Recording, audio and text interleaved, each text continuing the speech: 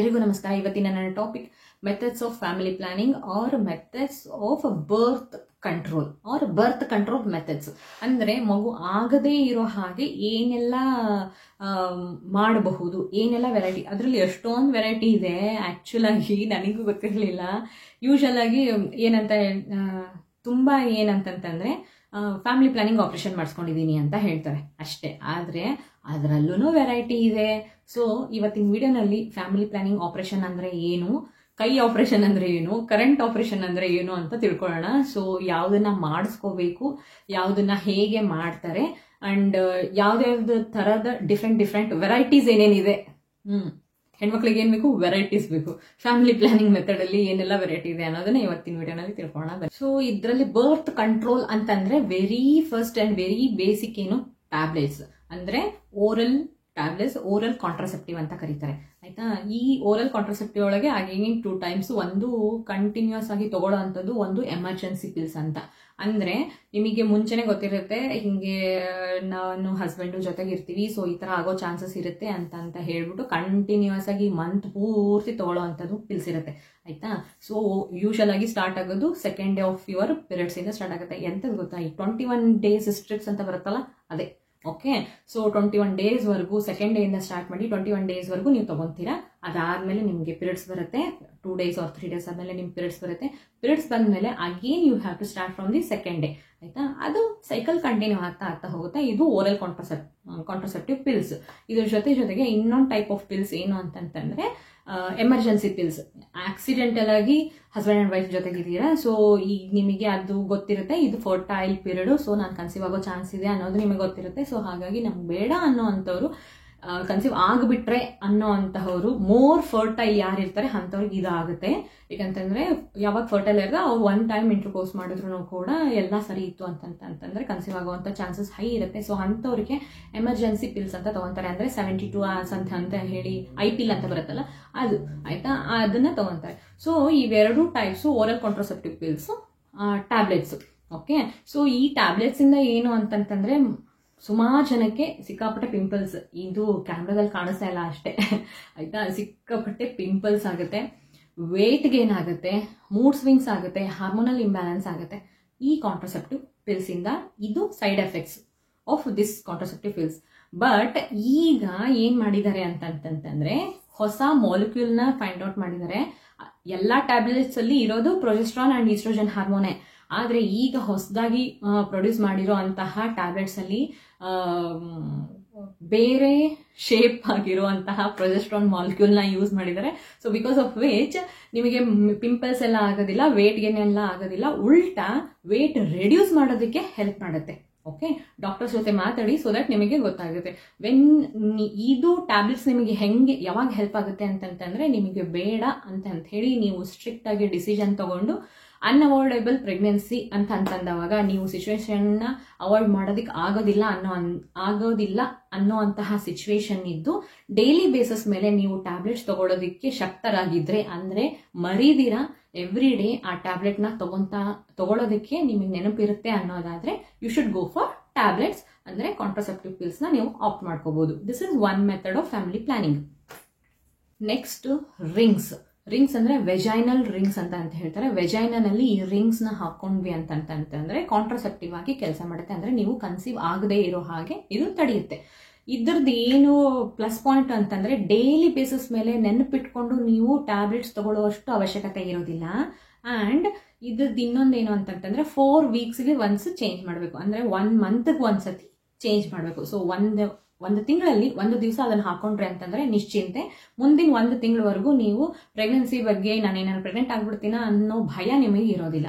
And daily basis ಮೇಲೆ ನೆನ್ಪಿಟ್ಕೊಂಡು tablets ತಿನ್ನೋ ಅಷ್ಟು ಅವಶ್ಯಕತೆ ಇರೋದಿಲ್ಲ. ಸೊ ಅಂಥವ್ರಿಗೆ, ಯಾರಿಗೆಲ್ಲ ಟ್ಯಾಬ್ಲೆಟ್ ತಿನ್ನಕ್ಕೆ ಇಷ್ಟ ಇರೋದಿಲ್ಲ, ಯಾರಿಗೆಲ್ಲ ನೆನಪಿರೋದಿಲ್ಲ ಅನ್ನೋ ಅಂಥವ್ರಿಗೆ ಈ ವೆಜೈನಲ್ ರಿಂಗ್ ಹೆಲ್ಪ್ ಆಗುತ್ತೆ. ನೆಕ್ಸ್ಟ್ ಪ್ಯಾಚಸ್ 4.5 into 4.5 ಸೆಂಟಿಮೀಟರ್ದು ಲೆಂತ್, ಬ್ರೆಡ್ತ್ 4.5 ಸೆಂಟಿಮೀಟರ್ ಅಷ್ಟು ಇರುತ್ತೆ.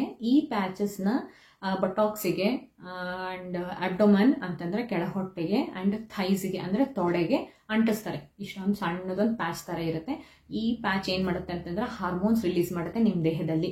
ಸೊ ದಟ್ ನೀವು ಕನ್ಸೀವ್ ಆಗದೆ ಇರೋ ಹಾಗೆ ತಡೆಯುತ್ತೆ. ನೀವು ವೆಜೈನಲ್ಲಿ ಹಾಕೊಳ್ಳೋದಕ್ಕೆ ಎಲ್ಲ ಇಷ್ಟ ಇಲ್ಲ, ಮುಜುಗರ ಆಗುತ್ತೆ, ಅಥವಾ ಹೇಗೆ ಹಾಕೋಬೇಕು ಅನ್ನೋದು ಗೊತ್ತಿಲ್ಲ ಅನ್ನೋಕ್ಕೇನು ಡಾಕ್ಟರ್ ಹೇಳ್ಕೊಡ್ತಾರೆ ಆಯ್ತಾ. ನಿಮ್ಗೆ ಹಾಕೊಳ್ಳೋದಕ್ಕೆ ಇಷ್ಟ ಇಲ್ಲ ಅಂತಂದು ಟ್ಯಾಬ್ಲೆಟ್ಸ್ ಬೇಡ ಅಂದವರು ಈ ಪ್ಯಾಚಸ್ನ ಯೂಸ್ ಮಾಡೋದು. ಒಂದ್ಸತಿ ಅಂಟಿಸ್ಕೊಂಡ್ಬಿಟ್ರೆ ಆಗೋಯ್ತು, ಹಾರ್ಮೋನ್ಸ್ ರಿಲೀಸ್ ಮಾಡ್ತಾ ಇರುತ್ತೆ. ಸೊ ದಟ್ ನೀವು ಕನ್ಸೀವ್ ಆಗ್ತೀರಾ ಅನ್ನೋ ನಿಮಗೆ ಭಯ ಕೂಡ ಇರೋದಿಲ್ಲ. ಇದನ್ನು ಕೂಡ one type of family planning method. Next non implant ಅಂತ ಅಂದ್ರೆ ಮ್ಯಾಚ್ ಸ್ಟಿಕ್, ಏನಂದ್ರೆ ಇದು ಕಡ್ಡಿ ಇರುತ್ತಲ್ಲ, ಮ್ಯಾಚ್ ಸ್ಟಿಕ್ದು ಕಡ್ಡಿ ಇರುತ್ತಲ್ಲ, ಅಷ್ಟು ಮ್ಯಾಚ್ ಸ್ಟಿಕ್ ಅಂದ್ರೇನೆ ಕಡ್ಡಿ. ಇದನ್ನು ಕಮೆಂಟ್ ಹಾಕ್ಬಿಡ್ರಿ ಯಾರು. ಮ್ಯಾಚ್ ಸ್ಟಿಕ್ ಅಂದ್ರೆ ಕಡ್ಡಿ ಆಯ್ತಾ. ಮ್ಯಾಚ್ ಸ್ಟಿಕ್ ಎಷ್ಟಿರುತ್ತೆ ಅಷ್ಟು ಉದ್ದದಂತ ಒಂದು ಕಡ್ಡಿ ತರ ಇರುತ್ತೆ. ಅದನ್ನ ಇಲ್ಲಿಗೆ ಇಂಪ್ಲಾಂಟ್ ಮಾಡ್ತಾರೆ. ಇಲ್ಲಿ ಲೋಕಲ್ ಅನಸ್ತೇಷಿಯಾ ಕೊಡ್ತಾರೆ, ಕೊಟ್ಟು ಅದನ್ನ ಹಿಂಗೆ ಇಂಜೆಕ್ಟ್ ಮಾಡ್ತಾರೆ. ಓಕೆ, ಅದನ್ನ ಇಲ್ಲಿ ಇಂಜೆಕ್ಟ್ ಮಾಡಿಬಿಟ್ರು ಅಂತಂತಂದ್ರೆ ಅಲ್ಲೇ ಒಳಗಡೆಗೇನೆ ಹಾರ್ಮೋನ್ಸ್ ರಿಲೀಸ್ ಮಾಡ್ತಾ ಇರುತ್ತೆ. 3 to 5 years ವರೆಗೂ ಇದು ಹೆಲ್ಪ್ ಆಗುತ್ತೆ. ಸೊ ಲಾಂಗ್ ಡ್ಯೂರೇಷನ್ ವರ್ಗು ನೀವು ಅನ್ಪ್ರೊಟೆಕ್ಟೆಡ್ ಸೆಕ್ಸ್ ಮಾಡಿದ್ರು ನಿಮಗೆ ಏನು ಭಯ ಪಡ್ಕೊಳ್ಳೋ ಅಷ್ಟು ಅವಶ್ಯಕತೆ ಇರೋದಿಲ್ಲ. ಫರ್ಟೈಲ್ ವಿಂಡೋನಲ್ಲಿ ನೀವು ಮಾಡಿದ್ರು ನೀವು ತಲೆ ಕೆಡಿಸ್ಕೊಳ್ಳೋ ಅಷ್ಟು ಅವಶ್ಯಕತೆ ಇರೋದಿಲ್ಲ ಆಯ್ತಾ. ಇದನ್ನ ಒಂದ್ಸತಿ ಇಂಪ್ಲಾಂಟ್ ಮಾಡಿದ್ರೆ 3 to 5 years ವರೆಗೂ ಹಾರ್ಮೋನ್ಸ್ ರಿಲೀಸ್ ಮಾಡ್ತಾ ಇರುತ್ತೆ.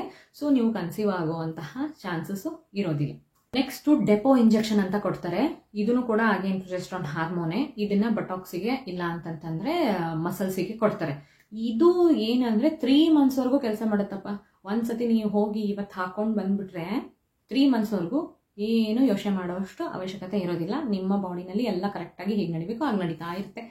ಅಂಡ್ ಕನ್ಸೀವ್ ಆಗ್ತೀನಿ ಅನ್ನೋ ಭಯನೂ ಇರೋದಿಲ್ಲ.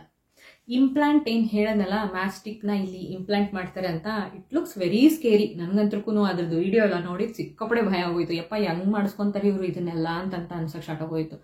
ಅಯ್ಯೋ, ಮುಂದೆ ಹೇಳ್ತೀನಿ, ಇದಕ್ಕಿಂತ ಬೆಟರ್ ಅದೇ ಅಂತ ನನ್ನ ಫೀಲಿಂಗು. ಐ ಡೋಂಟ್ ನೋ, ಒಬ್ಬೊಬ್ರಿಗೆ ಒಂದೊಂದು ಈಸಿ ಅಂತ ಅನ್ಸುತ್ತೆ.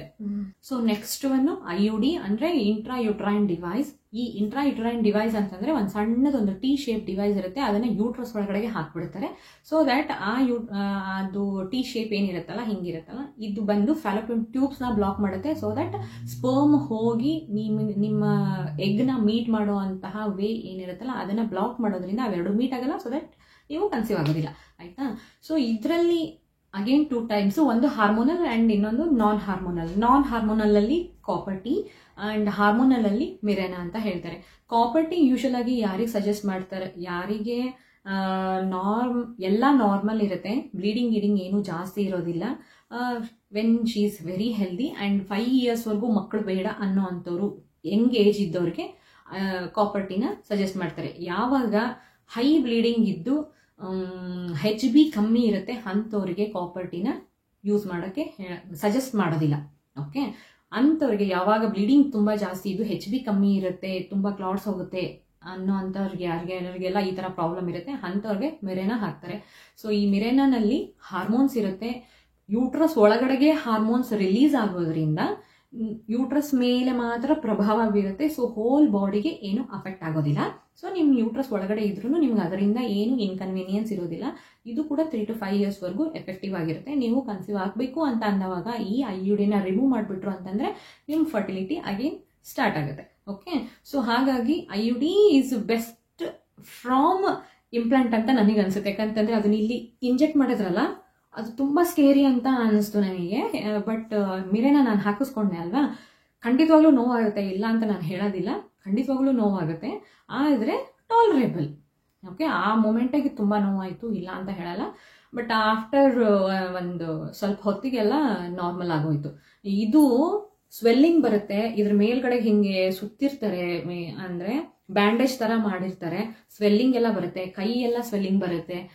ಅದೆಲ್ಲ ತುಂಬಾ ಹಾರಿಬಲ್ ಅನಿಸ್ತು ನನಗೆ. ಅದನ್ನ ಕಂಪೇರ್ ಮಾಡಿದ್ರೆ ಮಿರೆನಾ ಇಸ್ ಬೆಸ್ಟ್ ಅಂತ ಅನ್ನಿಸ್ತು. ಯಾರಿಗೆಲ್ಲ ಬ್ಲೀಡಿಂಗ್ ಡಿಸಾರ್ಡರ್ಸ್ ಇರುತ್ತೆ ಅಂಥವರಿಗೆ ಮಿರೆನಾ ಬೆಸ್ಟ್. ಬ್ಲೀಡಿಂಗ್ ಡಿಸಾರ್ಡರ್ಸ್ ಏನೂ ಇಲ್ಲ ಅಂತಂತಂದ್ರೆ ಕಾಪರ್ ಟಿ ಹಾಕಿಸ್ಕೋಬಹುದು. IUDದು ಇನ್ನೊಂದೇನು ಪ್ಲಸ್ ಪಾಯಿಂಟ್ ಅಂತಂತಂದ್ರೆ ಇದು ಫುಲ್ ಬಾಡಿ ಮೇಲೆ ಏನೂ ಅಫೆಕ್ಟ್ ಮಾಡೋದಿಲ್ಲ ಅಲ್ವಾ. ಸೊ ಹಾಗಾಗಿ ಯಾವುದೇ ತರನಾದಂತಹ ಸೈಡ್ ಎಫೆಕ್ಟ್ಸ್ ಇರೋದಿಲ್ಲ. ನಿಮ್ಮ ಯೂಟ್ರಸ್ ಒಳಗಡೆ ಇರುತ್ತೆ, ಅಲ್ಲಿ ಮಾತ್ರ ಕೆಲಸ ಮಾಡುತ್ತೆ. ಸೊ ಬೇರೆ ಎಲ್ಲೂ ಏನೂ ಎಫೆಕ್ಟ್ ಆಗೋದಿಲ್ಲ. ಓಕೆ, ಏನು ಅಂತಂತಂದ್ರೆ ಮಿರೆನಾ ಅಡ್ಜಸ್ಟ್ ಆಗೋದಕ್ಕೆ, ಸೆಟಲ್ ಡೌನ್ ಆಗೋಕ್ಕೆ ಮಿನಿಮಮ್ 3 to 4 months ಬೇಕಾಗುತ್ತೆ. ಆ್ಯಂಡ್ ಕೆಲವೊಂದಿಷ್ಟು ಜನಕ್ಕೆ ಇದು ಸೂಟ್ ಆಗಬಹುದು, ಕೆಲವೊಂದಿಷ್ಟು ಜನಕ್ಕೆ ಸೂಟ್ ಆಗದೇನೂ ಇರಬಹುದು. ಕೆಲವೊಂದಿಷ್ಟು ಜನಕ್ಕೆ ಮಿರೆನ ಹಾಕಿದ ಮೇಲೆ ಸಿಕ್ಕಾಪಟ್ಟೆ ಬ್ಲೀಡಿಂಗ್ ಆಗಬಹುದು. ಆ ಬ್ಲೀಡಿಂಗ್ ಆಗಬೇಕಾದ್ರೆ ಮಿರೆನ ಕಳಚ್ಕೊಂಡು ಆ ಬ್ಲೀಡಿಂಗ್ ಜೊತೆ ಆಚೆ ಬಂದಿರುವಂತಹ ಸಿಚುವೇಶನ್ ಕೂಡ ಇದೆ. So again it depends on person to person.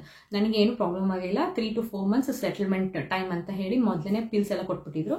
ಅಂದರೆ ನನಗೆ PCODದು ಎಲ್ಲ ಪ್ರಾಬ್ಲಮ್ ಇತ್ತು, ಹೈ ಬ್ಲೀಡಿಂಗ್ ಎಲ್ಲ ಇತ್ತು, HB ಕಮ್ಮಿ ಇತ್ತಲ್ವಾ. ಸೊ ಹಾಗಾಗಿ ನನಗೆ ಮುಂಚೆನೇ ಪಿಲ್ಸ್ ಎಲ್ಲ ಕೊಟ್ಟಿದ್ರು. ಸೊ 3-4 months ನಂಗೆ ಚೆನ್ನಾಗೇ ಬ್ಲೀಡಿಂಗ್ ಆದ್ರೂ ಕೂಡ ಏನೂ ಮೇಜರ್ ಪ್ರಾಬ್ಲಮ್ ಆಗಲಿಲ್ಲ. ಈಗ ಇದು 4th ಮಂತ್. ಈ ಸತಿ ಬ್ಲೀಡಿಂಗ್ ಆದ್ರೂ ಸ್ವಲ್ಪ ಮಾತ್ರ ಆಗ್ತಾ ಇದೆ. ಸೊ ಹೆವಿ ಬ್ಲೀಡಿಂಗ್ ಅನ್ನೋ ಥರ ಏನೂ ಇಲ್ಲ. And very happy with Mirena. So ಯಾರಾದರೂ ಹಾಕ್ಸ್ಕೊತೀನಿ ಅಂತ ಅನ್ನೋ ಹಾಗಿದ್ರೆ ಮಿರೆನಾಗ ಹೋಗಿ, ಯಾರಿಗಾದ್ರೂ ಬ್ಲೀಡಿಂಗ್ ಡಿಸಾರ್ಡರ್ಸ್ ಇತ್ತು ಅಂತಂತಂದ್ರೆ ಖಂಡಿತವಾಗ್ಲೂ ಮಿರೆನಾ ಟ್ರೈ ಮಾಡಿ. ಒಂದ್ಸತಿ ಟ್ರೈ ಮಾಡೋದ್ರೊಳಗೆ ಏನೂ ತೊಂದರೆ ಇಲ್ಲ. ಸೊ ಮ್ಯಾಕ್ಸಿಮಮ್ 2000 to 3000 ಒಳಗೆ ಎಲ್ಲಾನು ಮುಗ್ದು ಹೋಗುತ್ತೆ, ಆಯ್ತಾ. ಸೊ ನೀವು ಅದನ್ನ ಒಂದು ಟ್ರೈ ಮಾಡಿ. ಸಕ್ಸಸ್ ಆದ್ರೂ ಆಯ್ತು ಅಂತಂತಂದ್ರೂ ಗ್ರೇಟ್, ಸಕ್ಸಸ್ ಆಗ್ಲಿಲ್ಲ ಅಂತಂತಂದ್ರೆ ಹುಂಡಿಗೆ ಹಾಕಿನಿ ಅನ್ಕೊಂಡ್ಬಿಡ್ರಿ, ಮತ್ತೇನ್ ಮಾಡೋದು. ಇಷ್ಟೊತ್ತವರೆಗೂ ಹೇಳಿದ್ದೆಲ್ಲ ಏನು ಅಂತಂತಂದ್ರೆ temporary methods of family planning. But ನಿಮ್ಮ ಫ್ಯಾಮಿಲಿ ಕಂಪ್ಲೀಟ್ ಆಗಿ ನಿಮ್ಗೆ ನೆಕ್ಸ್ಟ್ ಈಗ ಮಗು ಬೇಡ ಅನ್ನೋ ಅಂಥವ್ರಿದ್ದು, ನಮ್ಗೆ ಇವನ್ ಯಾವುದನ್ನು ಹಾಕಿಸ್ಕೊಳಕ್ಕೆ ಮಾಡಿಸ್ಕೊಳಕ್ಕೆ ಯಾವುದು ಇಂಟ್ರೆಸ್ಟ್ ಇಲ್ಲ, ಪರ್ಮನೆಂಟ್ ಸೊಲ್ಯೂಷನ್ ಏನಾದರೂ ಬೇಕು ಅಂತಂತಂದ್ರೆ, ಯಾಕಂತಂದ್ರೆ ಈ ಮಿರೆನಾ ಆಗಿರಬಹುದು, ಇಂಪ್ಲಾಂಟ್ ಆಗಿರ್ಬೋದು, ಪ್ಯಾಚ್ ಆಗಿರ್ಬೋದು, ಎಲ್ಲ ಫಾರ್ ಮ್ಯಾಕ್ಸಿಮಮ್ 5 years ಅಷ್ಟೇ. ಅದಾದ್ಮೇಲೆ ಅಗೇನ್ ನೀವು ಅದನ್ನ ಮತ್ತೆ ರಿನ್ಯೂ ಮಾಡಿಸ್ಕೋಬೇಕು. ಬಟ್ ಪರ್ಮನೆಂಟ್ ಸೊಲ್ಯೂಷನ್ ಅನ್ನೋದು ಏನಾದರೂ ಇದ್ರೆ ಹೇಳಿ ಅಂತಂತಂದ್ರೆ ಟ್ಯೂಬೆಕ್ಟೊಮಿನಲ್ಲಿ ಅಗೇನ್ 3 types ಇದೆ. ಒಂದೇನಂತಂತಂದ್ರೆ ಬ್ಯಾಂಡ್ ಹಾಕ್ತಾರೆ, ಕ್ಲಿಪ್ ಹಾಕ್ತಾರೆ, ರಿಂಗ್ಸ್ ಹಾಕ್ತಾರೆ. ಇದು ಒಂದು ಮೆಥಡ್. ಇನ್ನೊಂದೇನು ಅಂತಂತಂದ್ರೆ ನೆಕ್ಸ್ಟ್ ಮೆಥಡ್ ಏನು ಅಂತಂತಂದ್ರೆ ಕಟ್ ಮಾಡ್ತಾರೆ, ಹಿಂಗೆ ಟೈ ಮಾಡ್ತಾರೆ, ರಿಮೂವ್ ಮಾಡ್ತಾರೆ. ಓಕೆ, ಅದು ಇನ್ನೊಂದು ಮೆಥಡ್. ಇನ್ನೊಂದು ಮೆಥಡ್ ಏನು ಅಂತಂತಂದ್ರೆ ಕಂಪ್ಲೀಟ್ ಫ್ಯಾಲೋಪಿಯನ್ ಟ್ಯೂಬ್ನೇ ಕಟ್ ಮಾಡಿ ರಿಮೂವ್ ಮಾಡ್ತಾರೆ. ಇದು ಇನ್ನೊಂದು ಮೆಥಡ್. ಯೂಶುವಲ್ ಆಗಿ most of the time complete removal of Fallopian tube ಮಾಡೋದಿಲ್ಲ. ಯೂಶುವಲ್ ಆಗಿ ಮಾಡೋದು ಏನ್ ಮಾಡ್ತಾರೆ ಅಂತ ಟೈ ಮಾಡಬಹುದು, ಇಲ್ಲ ಅಂತಂತಂದ್ರೆ ರಬ್ಬರ್ ಬ್ಯಾಂಡ್ ಹಾಕ್ಬಹುದು. ಸೊ ಯಾರೆಲ್ಲ ಮಾಡಿಸ್ಕೋಬೇಕು ಅನ್ನೋ ಅಂತವ್ರು ಇರ್ತೀರಾ, ಡಾಕ್ಟರ್ಸೇ ಯೋಚನೆ ಮಾಡಿ ನಿಮ್ ಜೊತೆ ಮಾತಾಡಿ, ನಿಮ್ಮ ಸಿಚುವೇಶನ್, ನಿಮ್ಮ ಏಜು, ನಿಮ್ಮ ಫ್ಯಾಮಿಲಿ ಹಿಸ್ಟ್ರಿ ಎಲ್ಲದನ್ನು ತಿಳ್ಕೊಂಡು ನಿಮಗೆ ಯಾವ್ದನ್ನ ಮಾಡಿದ್ರೆ ಓಕೆ ಅನ್ನೋದನ್ನ ಯೋಚನೆ ಮಾಡಿ ಮಾಡ್ತಾರೆ. ಈ ಟ್ಯೂಬೆಕ್ಟೊಮಿನಲ್ಲಿ ಅಗೇನ್ 2 types. ಇದರಲ್ಲಿ ಏನು ಅಂತಂದ್ರೆ ಒಂದೇನು ಅಂದ್ರೆ ಲ್ಯಾಪ್ರೋಸ್ಕೋಪಿಕ್, ಇನ್ನೊಂದು ಮಿನಿ ಲ್ಯಾಪ್ರೋಟೊಮಿ. ಲ್ಯಾಪ್ರೋಸ್ಕೋಪಿಕ್ ಅಂತಂತಂದ್ರೆ ಕರೆಂಟ್ ಆಪರೇಷನ್, ಮಿನಿ ಲ್ಯಾಪ್ರೋಟೊಮಿ ಅಂತಂತಂದ್ರೆ ಕೈ ಆಪರೇಷನ್. ಕೈ ಆಪರೇಷನ್ ಅಂತ ಏನಕ್ಕೆ ಕರೀತಾರೆ ಅಂತಂತಂದ್ರೆ ಕೈಯಲ್ಲೇ ಕಟ್ ಮಾಡಿ ಕೈಯಿಂದನೇ ಆ ಫ್ಯಾಲೋಪಿಯನ್ ಟ್ಯೂಬ್ ನ ಆಚೆ ತೆಗೆದ್ಬಿಟ್ಟು ಅದನ್ನ ಟೈ ಮಾಡಿ ಬೈಂಡ್ ಮಾಡಿ ಒಳಗಡೆ ಹಾಕಿ ಹೊಲಿತಾರೆ. ಇದು ಕೈಯಿಂದ ಮಾಡೋದು. ಸೊ ಹಾಗಾಗಿ ಕೈ ಆಪರೇಷನ್ ಅಂತ ಕರೀತಾರೆ. ಸೊ ಈ ಕೈ ಆಪರೇಷನ್ ಅಂತಂತಂದ್ರೆ ಮಿನಿ ಲ್ಯಾಪ್ರೋಟೊಮಿ. ಕೈ ಆಪರೇಷನ್ ನಲ್ಲಿ ನಿಮಗೆ ಇಷ್ಟುದ್ದ ಸ್ಟಿಚಸ್ ಬರುತ್ತೆ, ಮಿನಿಮಮ್ ಇಷ್ಟುದ್ದ ಸ್ಟಿಚಸ್ ಬರುತ್ತೆ, ಆಯ್ತಾ. ಬಟ್ ಲ್ಯಾಪ್ರೋಸ್ಕೋಪಿಕ್ ಅಂದ್ರೆ ಕರೆಂಟ್ ಆಪರೇಷನ್ ನಲ್ಲಿ ಯಾವುದೇ ರೀತಿಯಾದಂತಹ ಕಟ್, ದೊಡ್ಡ ಕಟ್ಟೆಲ್ಲ ಮಾಡಲ್ಲ. ನಾಗಲ್ ಅಂತಂತಂದ್ರೆ ಹೊಕ್ಕಳದ ಹತ್ರ ಒಂದು ಸಣ್ಣ ಕಟ್ ಮಾಡಿ ಅದ್ರ ಥ್ರೂ ಕ್ಯಾಮ್ರಾನ ಒಳಗಡೆ ಕಳಿಸಿ ಅಲ್ಲೇ ಒಳಗಡೆಗೆನೆ ಟೈ ಮಾಡ್ತಾರೆ. ಓಕೆ, ಇನ್ಸ್ಟ್ರೂಮೆಂಟ್ ಯೂಸ್ ಮಾಡಿ. ಸೊ ಹಾಗಾಗಿನೇ ಕೈಯಿಂದ ಏನೂ ಮಾಡೋದಿಲ್ಲ.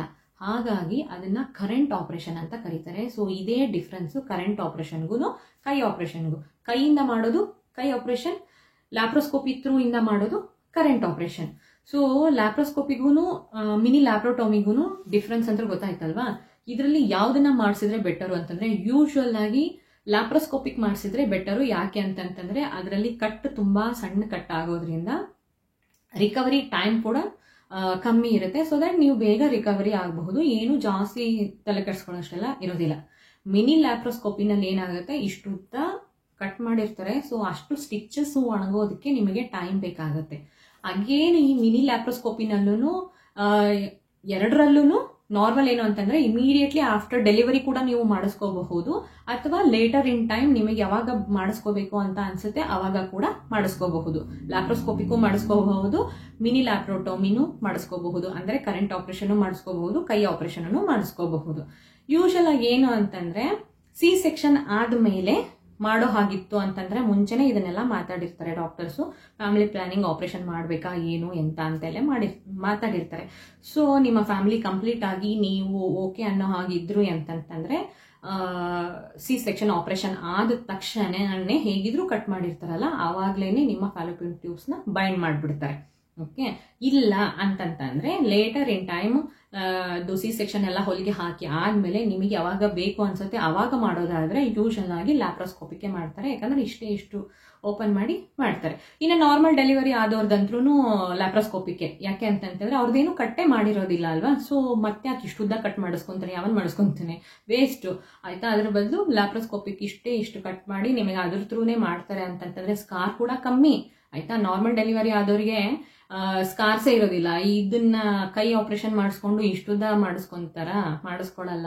ನಾರ್ಮಲ್ ಲ್ಯಾಪ್ರೋಸ್ಕೋಪಿಕ್ ಆಪ್ರೇಷನ್ ಮಾಡಿಸ್ಕೊತಾರೆ, ಇಷ್ಟು ಗಾಯ ಆಗುತ್ತೆ, ನಿಮಗೆ ರಿಕವರಿ ಟೈಮ್ ಕೂಡ ಕಮ್ಮಿ ಇರುತ್ತೆ, ಏನೂ ಕಷ್ಟ ಆಗೋದಿಲ್ಲ ಯೂಶುವಲ್ ಆಗಿ ಲ್ಯಾಪ್ರೋಸ್ಕೋಪಿನಲ್ಲಿ. ಈ ಕೈ ಆಪ್ರೇಷನ್ ಮಾಡಿಸ್ಕೊಂಡ್ರೆ ಮಾತ್ರ ಸ್ಟಿಚಸ್ ಒಣಗೋದಕ್ಕೆ ಸ್ವಲ್ಪ ಟೈಮ್ ಬೇಕು. ಸಿ ಸೆಕ್ಷನ್ ಆದ ತಕ್ಷಣನೇ ನೀವು ಮಾಡಿಸ್ಕೊಂಡಿದ್ರಿ ಅಂತಂತಂದ್ರೆ ಆವಾಗ ಒಂದು ಸ್ವಲ್ಪ ಜಾಸ್ತಿ ಟೈಮ್ ತಗೊಳುತ್ತೆ. ಓಕೆ. ಆ್ಯಂಡ್ ಇನ್ನೊಂದೇನು ಅಂತಂತಂದರೆ, ಈಗ ನೀವು ಕೈ ಆಪ್ರೇಷನ್ ಆಗಿರಬಹುದು, ಕರೆಂಟ್ ಆಪ್ರೇಷನ್ ಆಗಿರಬಹುದು, ಎರಡರಲ್ಲೂ ನೀವು ಟೈ ಮಾಡಿಸಿದ್ದೀರಾ ಅಥವಾ ರಿಂಗ್ಸು, ಕ್ಲಿಪ್ಸು, ಬ್ಯಾಂಡ್ಸು ಹಾಕಿ ನಿಮ್ಮ ಫ್ಯಾಲೋಪಿಯನ್ ಟ್ಯೂಬ್ನ ಬೈಂಡ್ ಮಾಡಿದ್ದಾರೆ ಅನ್ನೋದಾದರೆ ಅದು ರಿವರ್ಸಿಬಲ್. ಆದರೆ ಏನಾದರೂ ಫ್ಯಾಲೋಪಿಯನ್ ಟ್ಯೂಬ್ನ ಕಟ್ ಮಾಡಿ ರಿಮೂವ್ ಏನಾದರೂ ಮಾಡಿದ್ರು ಅಂತಂತಂದರೆ ನಾನ್ ರಿವರ್ಸಿಬಲ್ ಯೂಶಲ್ ಆಗಿ. ಓಕೆ. ಸೊ ಯಾರೆಲ್ಲ ಇದು ಫ್ಯಾಮಿಲಿ ಪ್ಲಾನಿಂಗ್ ಆಪ್ರೇಷನ್ ಮಾಡಿಸ್ಕೋಬೇಕು ಅಂತ ಇದ್ದೀರಾ ಇದನ್ನೆಲ್ಲ ಮಾತಾಡಿ ಡಾಕ್ಟರ್ ಹತ್ರ. ಸೊ ದಟ್ ನಿಮಗೆ ಇನ್ ಫ್ಯೂಚರಲ್ಲಿ ಯಾವತ್ತಾದ್ರೂ ಒಂದು 10 ವರ್ಷದ ಮಗು ಇವಾಗ ಹುಟ್ಟಿದವಾಗ ನೀವು ಫ್ಯಾಮಿಲಿ ಪ್ಲಾನಿಂಗ್ ಆಪ್ರೇಷನ್ ಮಾಡಿಸ್ಕೋಬೇಕು ಅನ್ಕೊಂತೀರಾ. 10 ವರ್ಷ ಆದಮೇಲೆ ಮಗು ದೊಡ್ಡದಾದ್ಮೇಲೆ ನಿಮಗೇನಾದರೂ ಅನಿಸಿ ನನಗೆ ಇನ್ನೊಂದು ಮಗು ಇರಬೇಕಿತ್ತು ಅಂತ ಅನಿಸಿ ನಿಮಗೆ ಮಗು ಮಾಡಿಸ್ಕೊಳ್ಳೋ ಆಸೆ ಅವಾಗ ಆಯಿತು ಅಂತಂತಂದರೆ ಈ ಟ್ಯೂಬಲ್ ರಿವರ್ಸಲ್ ಮಾಡಿಸ್ಕೊಳ್ಳೋ ಅಂತಹ ಚಾನ್ಸಸ್ ಇರುತ್ತೆ. ಸೊ ಹಾಗಾಗಿ ಡಾಕ್ಟರ್ ಹತ್ರ ಮಾತಾಡಿ ಡಿಸೈಡ್ ಮಾಡಿ ಯಾವ ಥರ ಮಾಡಿಸ್ಕೋಬೇಕು ಅಂತ. ನಿಮ್ಗೇನು ಸಿ ಸೆಕ್ಷನ್ ಆಗುತ್ತಾ, ನಾರ್ಮಲ್ ಆಗುತ್ತಾ ಅನ್ನೋದ್ರ ಮೇಲೂ ಕೂಡ ಡಿಪೆಂಡ್ ಆಗುತ್ತೆ. ಸೊ ಬೇಗ ಯಾವುದನ್ನು ಡಿಸೈಡ್ ಮಾಡಬೇಡಿ. ಐ ಥಿಂಕ್ ಕೈ ಆಪರೇಷನ್, ಕರೆಂಟ್ ಆಪರೇಷನ್ ಅಂದರೆ ಏನು ಅಂತ ಅರ್ಥ ಆಗಿದೆ ಅಂತ ಅನ್ಕೊಂತೀನಿ. ಸೊ ಇದಿಷ್ಟು ಫ್ಯಾಮಿಲಿ ಪ್ಲಾನಿಂಗ್ ಮೆಥಡ್ಸು. ಸೊ ನಿಮಗೆ ಶಾರ್ಟ್ ಪೀರಿಯಡ್ ಫ್ಯಾಮಿಲಿ ಪ್ಲಾನಿಂಗಾ, ಲಾಂಗ್ ಪೀರಿಯಡ್ ಫ್ಯಾಮಿಲಿ ಪ್ಲಾನಿಂಗಾ, ಆಕ್ಸಿಡೆಂಟಲಿ ಫ್ಯಾಮಿಲಿ ಪ್ಲಾನಿಂಗ್ ಮಾಡಬೇಕಾಗಿರುವಂತಹ ಅವಶ್ಯಕತೆ ಇದೆನಾ, ಪರ್ಮನೆಂಟ್ ಸೊಲ್ಯೂಷನ್ ಬೇಕಾ? ಸೊ ಇದೆಲ್ಲದರ ಆಧಾರದ ಮೇಲೆ ಆ್ಯಂಡ್ ಏಜ್ ಮೇಲೆ ನೀವು ಫ್ಯಾಮಿಲಿ ಪ್ಲಾನಿಂಗ್ ಆಪರೇಷನ್ ಯಾವುದನ್ನ ಮಾಡಿಸ್ಬೇಕು ಅನ್ನೋದನ್ನ ಸೆಲೆಕ್ಟ್ ಮಾಡ್ಕೊಳ್ಳಿ. ಓಕೆ. ಆ್ಯಂಡ್ ಈ ವಿಡಿಯೋ ನಿಮಗೆ ಇನ್ಫಾರ್ಮೇಟಿವ್ ಅಂತ ಅನ್ನಿಸ್ತು ಅಂತಂತಂದ್ರೆ ಲೈಕ್ ಮಾಡಿ, ಕಮೆಂಟ್ ಮಾಡಿ ಆ್ಯಂಡ್ ಶೇರ್ ಮಾಡಿ ಆ್ಯಂಡ್ ನನ್ನ ಚಾನಲ್ನ ಸಬ್ಸ್ಕ್ರೈಬ್ ಮಾಡಿ. ಧನ್ಯವಾದ.